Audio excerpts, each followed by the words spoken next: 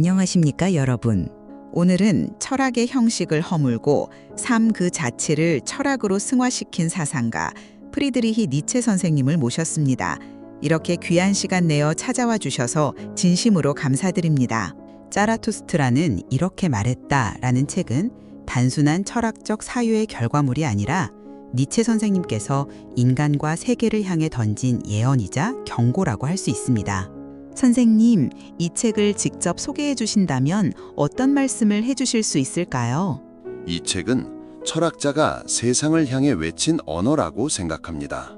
저는 더 이상 기존의 학문적 언어로 제 생각을 온전히 표현할 수 없었기에 시와 비유, 설화, 예언자의 입을 빌려 이 책을 썼습니다. 자라투스트라는 고대 예언자에서 이름만 빌려온 인물입니다. 하지만 그가 전하고자 하는 것은 기존 종교가 아니라 새로운 인간을 향한 사상입니다. 책은 신은 죽었다라는 말로 시작합니다. 이 말은 단순히 신학의 파괴가 아니라 기존 가치 전체의 붕괴를 선언하는 의미입니다. 그리고 그 폐허 위에 무엇을 세울 것인가? 그것이 바로 이 책의 질문입니다. 저의 대답은 초인입니다. 그렇다면 여기서 말씀하신 초인이란 구체적으로 어떤 존재를 의미하는지 여쭤보고 싶습니다. 흔히 강한 인간, 권력을 추구하는 자로 오해되기도 하는데 실제로는 어떤 의미입니까? 네, 초인은 폭력적 강자가 아닙니다. 초인은 가치를 창조할 수 있는 존재입니다. 기존의 도덕, 신념, 체계를 그대로 받아들이지 않고 자기 안에서 새로운 기준과 의미를 만들어낼 수 있는 사람, 그가 바로 초인입니다. 저는 인간은 극복되어야 할 어떤 것이다 라고 말했습니다. 이 말은 인간을 비하하는 것이 아니라 진정한 인간에 대한 기대와 사랑을 담고 있습니다. 인간은 단순한 이성적 동물이 아니라 스스로를 넘어서는 존재여야 합니다. 고통을 피하지 않고 받아들이며 반복되는 삶 속에서도 스스로 의미를 부여하는 자, 그가 초인입니다. 말씀을 듣고 보니 초인의 개념이 곧 허무주의에 대한 선생님의 답변이기도 한 것 같습니다. 19세기 유럽은 신의 권위가 무너지고 산업화와 과학의 시대가 열리면서 인간이 한편으로는 더 자유로워졌지만 동시에 방향을 잃기도 했습니다. 허무주의, 즉 삶의 의미가 없다는 생각이 그 시대에 퍼졌던 것으로 알고 있습니다. 맞습니다. 저는 그것을 위험한 진리라고 불렀습니다. 신이 죽고 나면 사람들은 삶의 의미를 잃게 되고 그 빈자리에 허무주의가 들어옵니다. 하지만 저는 단순히 절망하지 않았습니다. 삶에 본래 의미가 없다면 우리가 직접 만들어야 하지 않겠는가? 라는 새로운 질문을 던졌습니다. 이것이 초인의 시작입니다. 허무주의에 빠지는 대신 그 허무를 창조의 바닥으로 삼는 것, 그것이 제가 말하는 위대한 긍정입니다. 이 말씀을 들으니 선생님께서 왜 기존 철학자들과는 다른 길을 걸으셨는지 조금은 알 것 같습니다. 그렇다면 앞선 철학자들, 예를 들어 칸트나 쇼펜하우어에 대해서는 어떤 생각을 가지고 계셨는지 궁금합니다. 저는 쇼펜하우어를 사랑했지만 그의 철학에는 의지의 부정이 있었습니다. 그는 고통이 많은 삶을 부정하고 해탈로 가려고 했습니다. 저는 삶이 고통스럽기 때문에 그 고통을 안고도 긍정할 수 있어야 한다고 생각했습니다. 고통을 없애려는 것이 아니라 고통을 예술로, 사상으로, 힘으로 변형시키는 것, 그것이 저의 철학입니다. 칸트와 헤겔은 체계를 만들었지만 저는 그 체계의 근거가 의심스러웠습니다. 그들은 인간 이성이 세계를 파악할 수 있다고 믿었지만 저는 이성을 넘어서는 감정, 본능, 무의식에 주목했습니다. 말씀하신 대로 선생님의 철학은 언제나 인간 그리고 생명 자체에 중심이 있었던 것 같습니다. 하지만 오늘날 우리가 살아가는 문명사회, 제도, 도덕, 기술에 대해서는 비판적인 시각을 가지고 계셨지요. 저는 문명사회를 약한 자의 복수라고 표현한 적이 있습니다. 노예 도덕, 즉 약한 자들이 강한 자를 억제하고 선이라는 이름으로 생명력과 욕망을 억누르는 체계를 만들었습니다. 그것은 생명에 대한 부정입니다. 저는 삶은 의지가 있어야 한다, 힘이 있어야 한다, 흐르고 터지는 에너지가 있어야 한다고 말했습니다. 하지만 문명은 그것을 억누르고 순응하는 인간을 만들었습니다. 정말 그렇군요. 선생님께서는 이 책이 지금 시대에 어떤 의미를 갖는다고 생각하십니까? 이 책은 미래를 위한 책입니다. 저는 이 책이 지금 당장 읽히지 않을 수도 있다는 것을 알고 있었습니다. 실제로 책을 쓸 때 나는 그대를 위한 것이 아니다. 나는 아직 태어나지 않은 자를 위한 것이다. 라고 적었습니다. 지금 이 시대에도 많은 분들이 외부 가치에 의지하며 살아가지만 점점 더 많은 이들이 스스로의 기준을 찾고자 갈망하고 있습니다. 그분들께 저는 너의 길을 가라. 너 외에는 그 길을 걸을 자가 없다. 라는 말을 전하고 싶습니다. 선생님, 이 책은 여느 철학서보다도 문학적이고 때로는 예언서처럼 느껴집니다. 시적 비유, 상징, 반복되는 운율이 마치 한편의 서사시 같기도 한데 이런 형식을 선택하신 이유와 책을 쓰게 된 배경에 대해 말씀해 주실 수 있습니까? 저는 더 이상 철학을 논문처럼 쓸 수 없었습니다. 철학은 제게 사유가 아니라 삶의 방식이 되었기 때문입니다. 이 책은 논증을 위한 것이 아닙니다. 저는 부정확한 진리보다는 위대한 오류를 선택하고 싶었습니다. 당시 저는 거의 모든 인간관계를 끊고 고독한 삶을 살고 있었습니다. 만성적인 두통과 시력 저하, 소화불량, 불면에 시달렸지만 오히려 정신은 더 깊어졌습니다. 사람들과의 대화는 사라졌고 대신 자연과의 침묵 속에서 자라투스트라의 목소리가 들려오기 시작했습니다. 그 첫 장면이 바로 자라투스트라가 산에서 10년간 은둔한 뒤 인간들 사이로 내려오는 장면입니다. 그는 새로운 가르침을 가지고 내려오지만 사람들은 그를 비웃고 조롱합니다. 그것은 제 경험이기도 했습니다.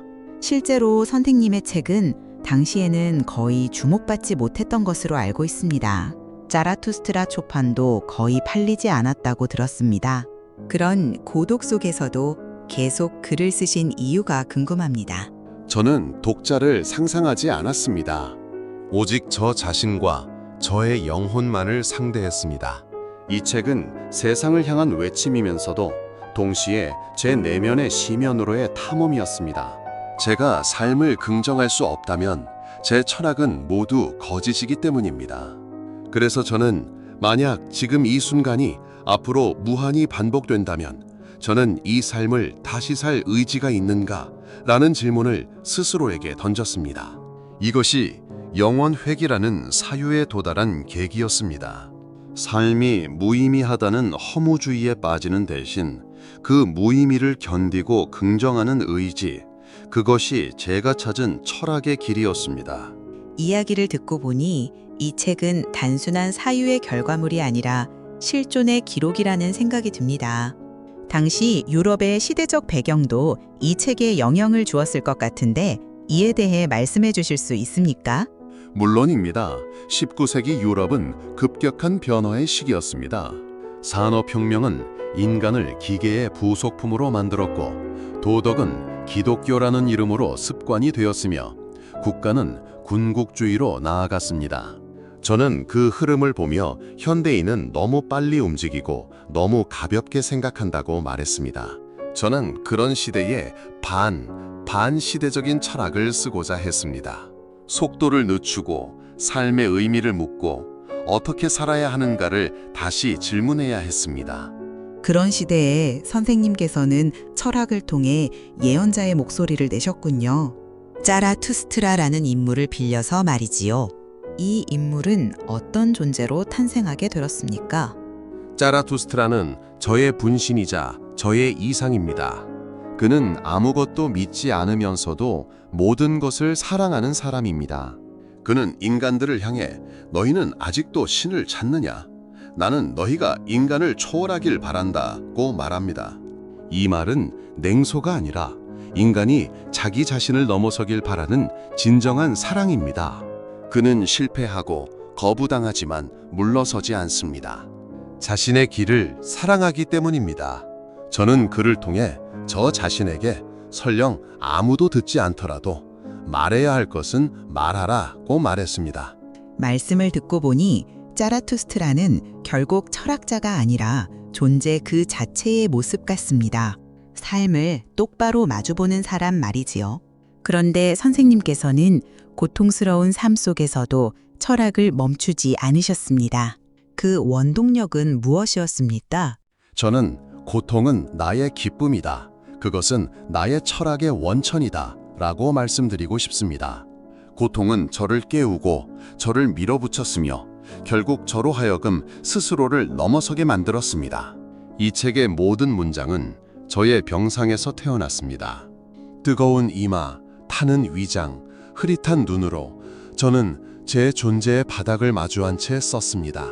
그래서 이 책은 단순한 글이 아니라 상처와도 같은 고백입니다. 상처는 빛이 들어오는 곳이다 라는 말이 떠오릅니다. 이 책이 바로 그런 상처에서 피어난 빛이군요. 지금까지의 말씀을 듣고 나니 이 책이 단순한 사유의 산물이 아니라 살아낸 철학이라는 것이 더 분명히 느껴집니다. 선생님, 앞서 말씀하신 초인이라는 개념은 이 책의 핵심입니다. 많은 분들이 이 단어를 들어보셨겠지만 실제로는 그 뜻을 오해하는 경우도 많습니다. 초인이란 정확히 어떤 인간을 의미합니까? 그리고 우리는 왜 초인이 되어야 합니까? 초인은 단순히 강한 인간이 아닙니다. 스스로 기준을 창조하는 자입니다. 이것이 선이다 라고 외치는 것이 아니라 자기 삶의 가장 깊은 고통과 갈망 속에서 무엇이 선인지 새롭게 묻는 사람입니다. 저는 초인은 대지를 사랑한다. 그는 이 삶, 이 몸, 이 고통을 긍정한다고 말했습니다. 신을 믿는 대신 이 땅 위에서의 삶을 신처럼 사랑하는 존재입니다. 과거에 기대지 않고 미래에 맹목적 희망도 걸지 않습니다. 오직 지금 이 순간을 영원히 반복될 수 있을 만큼 온전히 긍정합니다. 말씀하신 내용이 영원 회귀와도 연결되는 것 같습니다. 만약 내 인생이 지금 이 순간 그대로 무한히 반복된다면 나는 다시 살아낼 수 있겠는가? 라는 질문이 인상 깊습니다. 이 개념은 단순한 운명론과는 어떻게 다릅니까? 영원 회귀는 형이상학이 아니라 실존의 실험입니다. 지금의 삶을 전적으로 긍정한다면 그 삶이 무한히 반복되어도 괜찮지 않겠습니까? 이 질문을 던지는 것이 영원 회귀입니다. 대부분의 사람들은 삶을 견디거나 피하거나 의미 부여 없이 흘려보냅니다. 하지만 초인은 이 순간이 영원히 반복되더라도 나는 예라고 말하겠다고 합니다. 그것이야말로 위대한 긍정의 의지입니다. 삶이 실패투성이었어도 고통스러웠어도 후회할 수 없을 만큼 진심으로 살았다면 두려움 없이 다시 그것을 선택할 수 있습니다. 즉, 의미를 발견하는 것이 아니라 부여하고 창조하는 삶이군요. 이 철학은 굉장히 어려운 길일 것 같습니다. 기존의 가치와 세계관이 무너진 자리에 스스로 기준을 세우는 것, 고독하고 위험한 길이 아닙니까? 맞는 말씀입니다. 그래서 저는 초인이 되려면 광인이 되는 것을 두려워하지 말라고 말했습니다. 초인의 길은 결코 가벼운 삶이 아닙니다. 그 길은 종종 고독하고 세상의 조롱을 받으며 이해받지 못합니다. 하지만 진정한 의미는 그런 깊은 고독 속에서 피어납니다. 가장 깊은 고통에서 가장 고귀한 진리가 태어난다는 말은 저 자신에게 보낸 위로이자 초인을 향한 길에 서 있는 모든 분들께 건네는 인사입니다. 그렇다면 그런 초인의 삶에 살아가기 위해 우리가 실천할 수 있는 첫걸음은 무엇일까요? 첫째, 모든 외부 가치에 대해 의심해 보시길 바랍니다. 그 가치가 어디에서 왔는지, 누가 그것을 옳다고 규정했는지를 스스로에게 물어보셔야 합니다. 둘째, 스스로에게 정직해지셔야 합니다. 내가 무엇을 두려워하는지, 어떤 삶을 살고 싶은지, 어떤 고통은 피하고 어떤 고통은 받아들일 준비가 되어 있는지 솔직하게 마주해야 합니다. 셋째, 삶 전체를 예술처럼 만들어 보시길 바랍니다. 저는 철학을 예술로 만들고자 했고 삶도 마찬가지라고 생각합니다. 삶은 견디는 것이 아니라 창조하는 것입니다. 삶을 예술처럼 살아간다는 말씀 정말 인상 깊습니다. 하지만 이 철학을 실천하는 사람은 세상에서 외롭고 불편할 수도 있을 것 같습니다. 우리는 타인의 인정이나 제도적 안전을 원하기도 하니까요. 저는 그런 고독을 필연적인 것이라고 생각합니다. 초인은 군중 속에 섞이지 않고 자기만의 산에서 고독하게 웃는 자입니다. 그 웃음은 냉소가 아니라 삶을 뚫고 나온 통찰의 미소입니다. 저는 혼자 걷는 자는 누구보다 멀리 간다고 말했습니다. 외로우신가요? 그렇다면 더 잘 보고 있다는 뜻입니다. 고통스러우신가요? 그렇다면 더 깊이 사랑하고 있다는 뜻입니다. 이처럼 초인의 삶, 영원 회귀의 사유, 신없는 세계에서의 자기 책임, 이 철학은 여전히 우리 시대에도 유효하다고 생각합니다. 하지만 어떤 분들은 여전히 선생님의 철학을 허무주의라고 오해하기도 합니다. 저는 허무주의를 지나가는 강이라고 생각합니다. 그 강을 건너지 못하면 절망에 빠지고 건너면 새로운 세계로 나아갈 수 있습니다. 저는 허무는 문이다. 그러나 너는 문지기가 아니라 통과하는 자여야 한다고 말했습니다. 허무주의는 끝이 아닙니다. 초인은 허무를 초월한 자입니다. 삶이 본래 무의미하다는 것을 알면서도 그 무의미 속에서 의미를 창조하는 자입니다. 그가 웃을 수 있는 이유는 삶이 비극임을 알면서도 그 무대에 다시 서는 배우이기 때문입니다. 오늘 이 책을 중심으로 정말 많은 이야기를 나누었습니다. 마지막으로 여쭤보고 싶습니다. 선생님께서는 스스로 어떤 사람이었다고 생각하십니까? 저는 한마디로 이해받지 못한 사상가였다고 생각합니다. 사람들이 듣고 싶어 하지 않는 말을 했고 그 말들은 너무 이르고 너무 낯설어서 대부분 외면당했습니다. 그러나 저는 늘 진심이었습니다. 말장난이나 관념이 아니라 삶 전체로 철학하고자 했습니다. 병들었고 외로웠고 오해받았지만 그 속에서 오히려 더 분명하게 보였습니다. 제 철학은 단순한 이론이 아니라 존재를 향한 부르짖음이었습니다. 자라투스트라는 저의 분신이지만 동시에 제가 되지 못한 자였습니다. 그는 제가 닿고 싶었던 어떤 궁극의 인간입니다. 그래서 저는 아직도 그에게 배우고 있습니다. 책에서 선생님은 나는 미래를 위한 책을 썼다. 나는 아직 태어나지 않은 귀를 향해 말하고 있다고 쓰셨습니다. 이 말씀이 참 인상 깊었습니다. 그렇다면 지금 우리가 살아가는 이 시대, 이 책이 어떤 의미로 익히길 바라십니까?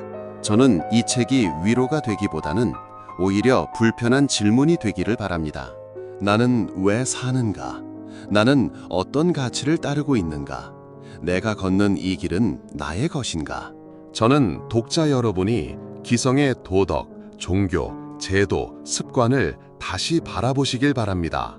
그리고 그 모든 것을 내려놓은 자리에 자기 자신만의 삶을 다시 그려보셨으면 합니다. 이 책은 그런 내면의 전복을 위한 책입니다.